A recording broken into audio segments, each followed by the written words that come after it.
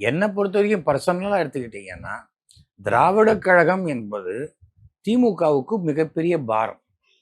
RSS என்பது மிகப்பெரிய பாரம் பிஜேபிக்கு.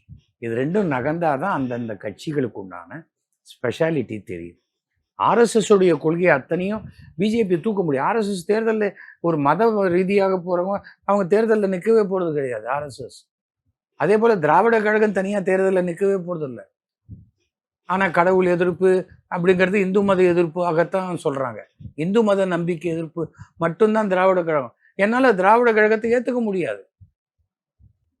நான் கலைஞர்கிட்ட நான் எவ்வளோ முறை இந்த சுகபிரம்ம மகரிஷி படம் கொடுத்துருக்கேன். புன்முறுவலோடு வாங்கிட்டு இருக்காரு. திருச்செந்தூருக்கு 600 பேருந்துகளை இயக்குறதும் இதே திமுக அரசு தானே? அதைத்தான் நான் சொல்றேன். திமுக அரசு வேற, ஆனால் திராவிட கழக ஒவ்வொரு தடவையும் இப்போ சர்ச்சையில யாரெல்லாம் மாட்டிக்கிறாங்க? திராவிட கழக மீட்டிங்ல போய் தான் மாட்டிக்கிறாங்க. திமுக மீட்டிங்ல போய் அவங்க தப்பா பேசி மாட்டிக்கல. எப்போ திமுக ஒன்றே குலம் ஒருவனே தேவன்னு சொல்லிட்டாங்களோ கடவுள் மறுப்புங்கிறது அவங்களுக்கு இல்லை. ஆனா இந்த எதார்த்தாலும் எனக்கு திராவிட கழகம் தந்தை பெரியார்னு சொல்றதுனால தான் அவங்களுக்கு இந்த பாரமாகுது. அவங்க பண்றது அவங்க பேசுறதெல்லாம் திமுக ஏன் அக்செப்ட் பண்ணுது? கருப்பர் கூட்டம்னு ஒன்று முருகரை பற்றி அவ்வளோ தவறாக பேசியிருக்கும் போது அப்போ நடவடிக்கை எடுத்திருக்கணும். இப்போ இப்போ இப்போ மதுரை மாநாடு நடந்தது. அது என்ன முருகர் மாநாடு? முருகர் கட்சி வச்சிருக்காரா? முருகர் திருவிழான்னு சொல்லுங்க, கடவுள் தானே அவரு.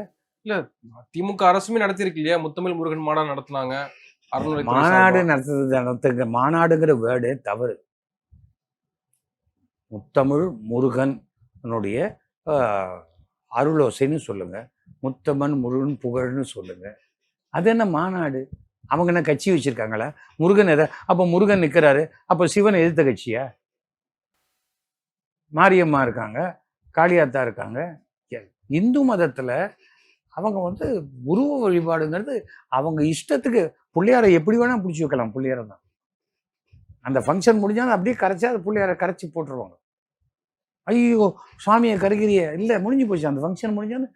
அதுதான் அது இந்து மதம் என்பதே அது ஒரு மதம் என்று சொல்வதை விட ஒரு வாழ்க்கை முறை.